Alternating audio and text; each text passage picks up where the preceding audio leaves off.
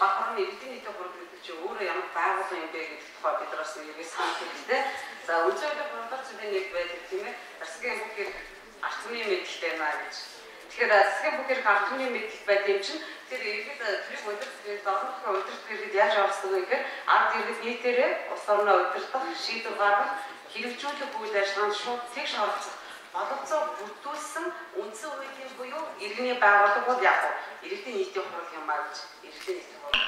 Тэгэхээр иргэдийн нийтийн хуралд ажиллаж байгаа хүмүүсийн иргэдийн нийтийн хурал гэж өөрөө ямар байгууллага вэ? Хамгийн энгийн утгаар ерөөсөө иргэдээс асуудал тийм байгууллага байх хэрэгтэй. Иргэдээс асуудал тэднээс асуудал тийм ээ. Бид нар 2 жилийн турш ярьж байгаа шууд ашлаа. Тэр шууд ашлаж ерөөсөө анис сүнс нь хаанаас вэ? Мэдээж иргэдийн нийтийн хуралтай байдаг. Шууд асуудаг утгаараа. Тэр ийм байгууллага юм аа. Тэр утгаараа яг нь иргэдээрээ овуулсан иргэдийн нийтийн хуралын байгууллагын төлөөлөгч, иргэдийн нийтийн хуралын дараа ер нь дүүргийн ч гэсэн нийслэлийн иргэдийн хуралын төлөөлөгч гэдэг бол яг үндсэн хууль заасан үндсэн хуулийн байгууллагын өмнөөс үйл ажиллагаа явуулж тэр үүргийг гүйцэтгэж байна гэж яг нь тийм бахархал байна гэж. Тийм учраас яг бид илүү ойр ашиглах хэрэгтэй юм аа. За яагаад бид нар дөрөв хэрэгтэй болгоо хорооны дөрөв. Тэгэхээр тэр доотлын хүмүүсийг ихэд байна да дөрвөн ноён дөрвсгөө зэрэгтэй адилхан гэж. Тэр одоо болдог бид нар нөгөө төлийг удирдах хэрэгтэй, иргэдийг оролцуулдаг ажлыг бүр анхан шийдвэрлэх зохион байгуулдаг тэр хурлын байгууллагыг байгуулах одоо дөрвөнгөө нэг юм дөрвсгөө ноён шиг дөрвсгөө хөгжиж авч иржээ. Тэр ямар ч дөрвөнгөө байгаа газар яг амжилт байхгүй юм самраг байлал бий болно шүү дээ. Тийм учраас яг мэдээд бид дөрвөн хэрэгтэй байна. Тэгэхээр мэдээж энэ дөрвөн бол өөрөө таны гадаад байгаа дөрвөн бол өөрөө тийм төгс төгөлдөр стандарт бол биш. Түрүүндээс бат төвшин даад хэлсэн тийм ээ. Орон нутаг болгонд амжилт асуудал нь өөрөө тийм ээ. Орон нутаг болгоны эдийн засгийн бүртгэц хүмүүний амжилтаа тийм ээ хүмүүсийн амьдралын хэв маяг тэр орон нутгийн уламжлал тэр нутаг дэвсгэр ямар гайхам байлгүй гэдгээс хамаарат яг тийм нэг нэгдэл хүмүүсийн нийтлэл бий болсон байгаа шүү дээ. Тэр хэрүү таарсан тийм түрүүн журам ирдэг олгос бид нар эндээс батлаад өгөх юм биш ээ. Тийм учраас яг энэ хорооны дүрмийг өчигдөр бас ярьж хэлсэн нэлээд хэдэн хороод дээр энэ хорооны дүрмийг баталчихсан гэж. Тэр батлахтаа чухал биш ээ. Иргэдээс асуух хэрэгтэй, бүгдээрээ зөвлөлдөх хэрэгтэй. Яг иргэдээс асуух гэж хэлээд байгаа юм гэхээр дөрвөн батлаад цаасандаа байх нэг өөр. Тэр дүрмийг ч баталсан хүмүүс эсвэл хэлцэлд нь оролцсон хүмүүс яг хүлээн зөвшөөрөх ёстой, хаж мөвдөх ёстой, хэрэгжүүлэх ёстой тийм ээ. Тэр энэ зүйлийг нь маш сайн анзаарч бас цаашаа яваасаа гэж.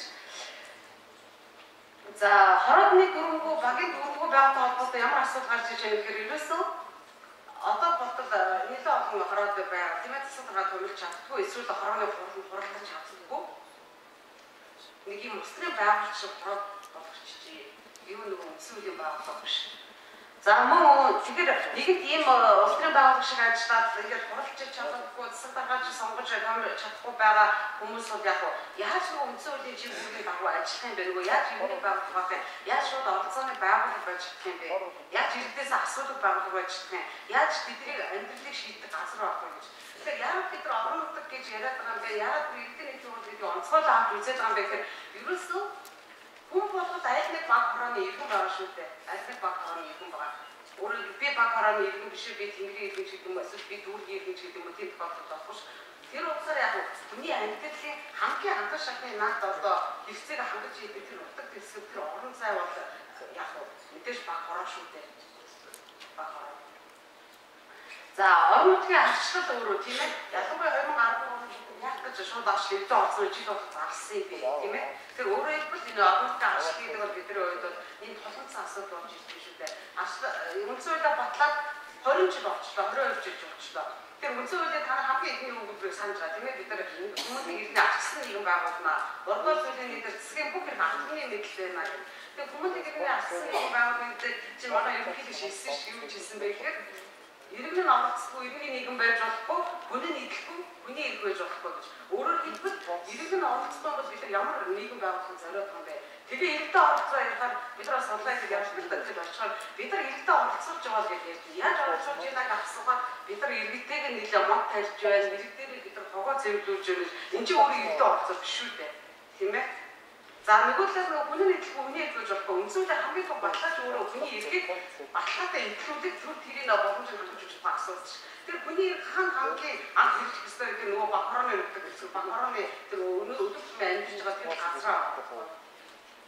Тэндэл хүмүүс яг амжилт үлдээ чинь тэндэл хүмүүс яг оршин суугчид ихээр үйл хөдлөлөөр гүйцэтгэх ихээр гэдэг юм. Тэр бүхний ихээр амин одоо ихэд хэрэгжих газрууд орон нутг юм а. Тийм учраас яг бас ихэд юм голч хэлсэн баг. За дараагийн бас нэг шаардлага нь эрдэ офицер өөрөө хэлчихэж байгаа хүмүүс өөрсдөө бас хэлдэг болж байгаа. Бид нар нэг хэлдэг үлэг усны өгүүлбэр өгдөг ш. Бид нар эрдэг оролцоод ихээр эргэж өөрсдөө ийш оролцсон юм а. Харин 3 удаа тараа ихэд бид нар ястаа бодож одоо барай өөрөөсөө яриад байгаа. Одоо бол тийм биш ээ. Эдгээр өөрсдийг нь идэж чамаар оролцоос яг нэмтгэе хэрэг иргэний дурдыг бүрэнтэй үйл ажиллагаа явуулах журамтай нэг юм зэстэй байгаасаа гэдэг тийм хүлээлт бас яг бий болчихсон байна. За дараагийн шийдвэр гаргах үйл явцад за мэдээж яг иргэний дурдыг өөр асах болж байгаа. За бас нэг хэлэх ёстой асуудал бол энэ дээр юу вэ гэхээр яагаад бид нар түрүү мэрэгчтэй олсон бэ гэхээр орон нутгийн төсвийн шинжилгээ асуудал ба тийм ээ та одоо үдээсэрч ярих үдээс мэж ярьсан баг. Өөрөөр хэлбэл төсвийн хуулийн жадвар зүйлээр байна. Бид нар тухайн баг хороо ямар зүйл хөрөнгө оруулах вэ? Ямар одоо төсөвтэй байх вэ? Бидний санхүүгийн боломж юу нь ямар вэ? Бид нар түүнтэй нийцүүлээд одоо ямар асуудлаа шийдэх гэдгийг шийддэг хүмүүстэй баг хороо иргэж болсон. Тэгэхээр Баахраны иргэдийн нийтийн хурлаас санал аваагүй тэдний гаргасан саналыг иргэдийн нийтийн хурлаар эргэллээгүй альваны төсөл хөтөлбөрийг улсын төсвөөс яг орон нутгийн хөгжлийн сангаас санхүүжүүлэхээр хуулийн заалт өгчлөө ш. Тэгэхээр яг бид нар дуртай дургуйж очиж иргэдээсээ асуух тэднийг зохион байгуулах тийм ээ дөрөвдөө болоод зохион байгуулалт орох тийм асуудал яг гарч ирж байна. Уг нь бид нар бас нэг тийм дөрөвдөө болоод санаа өгнө гэж хэлсэн юм а. 1990 оны сүүлээр 20 оны гэж санаж гараг чимэг тогш баг хорны дүрм хийчихсэн. Тийм дүрм хийгээд бид нар бас нэлээд олон газар тэрийг таниулах тийм ээ хоруудыг тийм дүрмээ батлаач гэж орон нутгад тэр бас явуулсан. Тэр ийм санаачлал бид нар тийм ойрхон байгаа шүү. За дүрмийн ерөнхий бүтэц болохоор дүрм дээр болохоор нийлэгд одоо таанчтай бүгдээр ингэж гардаг харагдсан байгаа учраас би ерөнхий гол асуудлыг яриа. За нэг үндсэн 3 бүтэц байгаа. За нийтлэг зүйлсээр энэ нийтлэг зүйлсээр яг нэртгавны тайлбар байгаа. За иргэдийн нийтийн хурлын хуралдаан гэж юу хэлэх юм бэ? За хоёр төрлийн хуралдаан байна. Нэгдүгээр нь ээлжид хуралдаан, хоёрдугаар нь ээлжид бас хуралдаан гэдэг. Тэгэхээр ямар хуралдааныг ээлжид хуралдаан гэж хэлж байна вэ гэхээр жил бүрийн 1-р сарын 3 дахь 7 хоногийн бям цагийн 9 цаг тухайн жилийнхээ нөгөө засаг даргын ажлын тайлан сонсдог жилийн ажлаа бүгддэг нэг юм хурал. Тэгэхээр энэ зөвсөлтөд авахда ямар нэг сайн зүйл харж ирэх гэхээр бид нар одоо нэг бишигтэй зүйл нь хорон засаг дараа хурлаа заавалгүй 4 жил явчихдаг тийм ээ. Хороо уралдаг 4 жил болдог. Тэгэхээр одоо нэг ийм сайн дурын буюу одоо зүйл байж болохгүй нэ. Яг нь угаасаа тэр иргэдэд ч гэсэн энэ чинь өөрөө аюул том бэлтгэл сургууль байхгүй юу? За жил бүрийн 1-р сарын 3 дахь 7 хоногийн бям цагийн 9 цаг гэдэг чинь яг бид нар хорооныхоо хурлыг хийдэг шүү гэдэг календар дээр тэмдэглэх тийм боломж байна тийм ээ. За дараагийн ээлжид жил заавал 2 удаагийн нэг нь болохоор за жил бүрийн 6 сарын сүүлийн 3 дахь 7 хоногийн бям цагийн 9 цаг бид нар тэнд юу ярих вэ гэхээр нөгөө төсвөө ярих гэж байна. Одоо багийн цаатар хашаа ярих гэж за бид нарт ийм мөнгө байна тийм ээ. Одоо хэлээ энийг юунд зарахгүй. Тэгээд нөгөөдгөө яригдсан тийм ээ нэгдний дурдаар яригдлээ тэгээд цаашаа явуулдаг. Тэгэхээр энэ орон нутгийн төсвийн өмнөд одоо төсвийг тайлбар хэлсэн. Тэгээ яг дараачлал төсвийн төлөвлөгөө ярьдаг ийм хурал авна. Энэ хоёрыг ээлжид бас. За энэс бусад ямар ч тохиолдолд ээлжид бас хуралдаан зарлан хуралдуулах хэрэг засаг дарга за мөн тэгээд тухайн баг хорооны оршин суугчдын 10% гарын үсэг дураар шаардсан тохиолдолд яг ээлжид бас хуралдаан зарлан хуралдуулах тийм боломж бий. Аль өөрөө баян учраас бид нар нөгөө жилийнхээ хоёр хурлыг бүлэглэж суугаад байгаа аргагүй ш бид нар маш олон проблем үүсэн, маш олон асуудал үүсэн, маш олон бид нар нийтээр ярьж шийдэх ёстой асуудал үүсэн. Тэгэхээр одоо ч гэсэн бид нар яг энэ Баахраны иргэдийн нийтийн хурл гэж өөрөө хүмүүсийг оролцоон сургадаг, иргэдээс суралцуулдаг, төрийн байгууллага өөрөө дагаас сургах нэг юм оролцооны сургуулиуд болох тийм хэвлэл гараа бас энэ дүрмээр тавигдах юм аа. За дүрм дээр аюу нийтлэг зүйлс дээр бол нэгдүгээр тайлбар байгаа. Ээлжид бас суралдааны, ээлжид бас суралдааны тухай байгаа.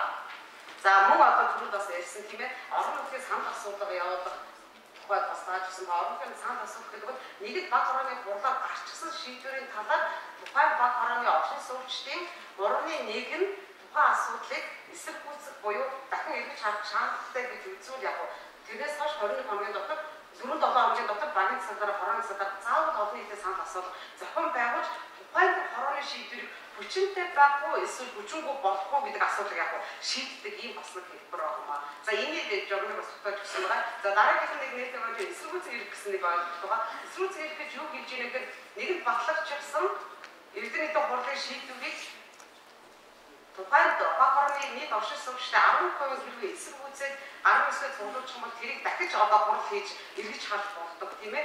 Ийм эсэргүүцэх эрхийг бас иргэний эрхийг энэ дүрмээр бас хуралж өгсөн байгаамаа.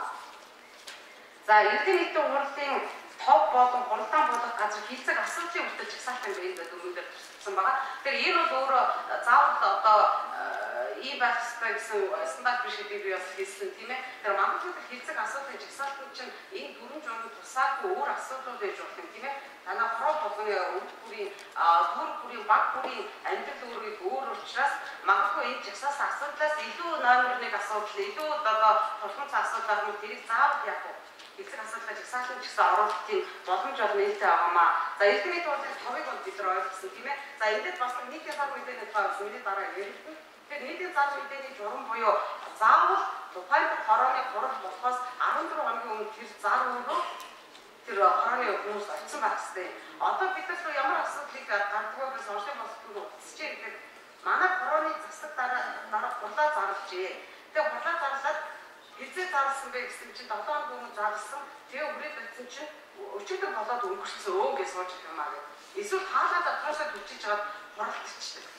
Тэгэхээр тийм хорооны хурлууд биш. Тэгэхээр энэ бол бидний яриад байгаа хорооны хурал биш шүү би бас. За хурлаа болох газрын бодвол за мэдээж тухайн баг хорон дээр энэ хурлаа товлон зарлах ёстой. Гэхдээ нэг олон онцлог боломжгүй гэдэг юм уу тийм асуудал гарах юм бол зайлшгүй тухайн баг хорооны бүх хүмүүс оролцох боломжтой тийм байрлалд зохион байгуулах хэрэгтэй гэсэн ийм стандарт байгаа. Тэгэхээр одоо тэр хамгийн ганцхан асуудал юу вэ гэхээр яг 11 цаг хаалга барьсан гэдэг телевиз хүрээд очоод би телевиз орчихсан. Үгүй яагаад таныг оруулах байгаа юм бэ гэсэн чинь дотор зааланд бидрийг багтахгүй гэдэг юм аа. Тэр ийм асуудал гарахгүй байгаад яг хуралдаан болох газрыг хүртэл яаж шоолох вэ, яаж зарлах вэ гэдэг яг тэр зарчмын үйлдэл нь хуулинд яг суулгаад өгсөн энэ дүрм нь суулгаад өгсөн байна гэсэн. За мэдээж хилцэг асуудал маш өргөн тийм ээ. Өөрөөр хэлбэл нөгөө үндсэн хуулийн 62 дугаар зүйлээр байгаас 62 дугаар зүйлийн хоёр дээр нөө баг хорооны хурал тухайн баг хорооны өдөр төсвийн эдийн засгийн ийм амьдралын бүхий л асуудлыг яг хилцэн шийдвэрлэх хэрэгтэй. Тэгэхээр бидэрт бол тоо томшгүй олон асуудал байна. Тэнд байгаа ямар хязгаар байна гэхээр дэд шатны улсын хурал болон дэд шатны нэгжийн чанартай хуулиар тэр байгууллагууд хариалуулсан өвлөө ихэд хамаарч бусад бүх асуудал яг Эрдэнэ нийтийн хурлын нээлттэй хэлцэх тийм боломж бол яг байна гэсэн. Эрдэнэ нийтийн хурлын дараагийн босгоны гүйцэтгэдэг том чиглэлгийн Эрдэнэ нийтийн хурлын нэг үүрэг бол юу вэ гэхээр за нэгдүгээрт нь юу баг хорооны асуудлыг шийдэх, төрийн асуудлыг шийдэх оролцож байна тийм ээ. Их шууд оролцож байна. Өөрсдөө амьдралын асуудлыг шийдэж байна. Нөгөө нэг оролцоо гаргадаг ажил нь Эрдэнэ тул юу их хэвээр нөгөө улс дээрчтэй нэгжийн чанартай асуудлыг шийдвэрлэхэд иргэдэг зохион байгуулж оролцоод үүрэг явах. Бас үндсэн хуулиар багийн Эрдэнэ нийтийн хууль, хорон Эрдэнэ нийтийн хууль олгогдсон байна. За Эрдэнэ нийтийн хурлын хуралдаан яаж ямар байдлаар хуралдааны шийдвэр яаж газрын дарсан өрөө яаж бишин төлөвлөр болох юм гэдгийг 3 дугаар бүлэгтэн зохицуулсан ба. Өөрөөр хэлбэл хуралдааны эрдэм нөгөө засаг захиргааны төсвийн нэгжийн хуулийн 23 дахь зүйлийн 10 заасны дагуу тодорхой код байгаа шүү дээ тийм ээ. За хорооны хувьд одоо дөрвөн өртөлтөн мөрчлөө нэг иргэн заавал оролцох хэрэгтэй. Иргэн болгон яг нэг саналын эрхтэй оролцсноо гэж заагчихсан байна. Хоёрдугаар шийдвэрүүд өөрөө яг тухайн хурлаанд оролцсон одоо иргэдийн дийлэх ердийн олонхоос саналаар байна. Ердийн олонхоос саналаар. За мөн гарсан шийдвэр нь яг 21 хоногийн дараа яг хүчин төгөлдөр болно. Нөгөө 21 хоногийн дотор яг бид нар тухайн шийдвэрийг эсэргүүцэх үү яах вэ гэдгээ шийдэх тийм нэг бид нар хугацаа тавьсан байна шүү. Тэгэхээр ийм боломж жинхэнэ нөгөө иргэдийн оролцооны амин сүнс шууд оролцооны амин сүнс болгох ийм хурлыг бэхжүүлэх бий болгох чадварчуулах яг ийм дүрм журам байгаа юм шүү. Тийм болохоор бид нар бас би дахиад нөгөө үгээр хэлэх гэж байна л да. Батлага нэг өөр хэрэгээ. Батлага нь нэг өөр хэрэг. Тэгэхээр бид нар иргэдэг орчоод бүр уулзаа зөвлөлтүүд ийм дүрм журамтай болыг та нар юу гэж бодож байгаа юу нэмээр юу асмаар гэж юм уу ийм хилэлцүүлэггүйгээр бид нар энийг батлаад ямар ч үйлдэл өгөхгүй шүү гэхэд нэгдүгээр тухайлан хэлмээр байна. Хоёрдугаар бид нар хэрвээ ийм дүрм журамтай олчих юм бол жинхэнэ нөгөө багийн хорооны иргэдийн нийтийн хуралч нөгөө үндсэн хуулийн байгууллага болох тийм ээ жинхэнэ нөгөө шууд одоо арчлалын байгууллага бол иргэдээсээ жинхнээсээ асуудаг иргэдийн байгууллага болох тийм боломж бас энэ дөрмийн хүрээнд бий болно шүү гэж бодлоо. За тэгээ бүгдээрэнд нь ажлын амжилт хүсье. Их сайхан хорооны иргэдийн нийтийн хуралдаа, багийн иргэдийн нийтийн хуралдаа хариуцлагатай ажилтдаг, иргэдэд сонсдог ийм одоо байгууллага болж хөгжөөсэй, төлөвшөөсэй. Энэ нь магадгүй энэ 4 жилийн иргэдийн хурлын, энэ 4 жилийн засгийн газрын, энэ 4 жилийн одоо ерөнхийлөгчийн бодлогын мөрийн хөтөлбөрийн бэлэл байгаасаа энэ маань өөрөө яг мэдээж бидний ирээдүйд хойч үед оруулах хамгийн том яг оюутгаас илүү том хөрөнгө оруулалт төлөв шүү иргэдийн оролцоо гэдэг чинь. Энэ ажил чамж гэсэн баярлалаа.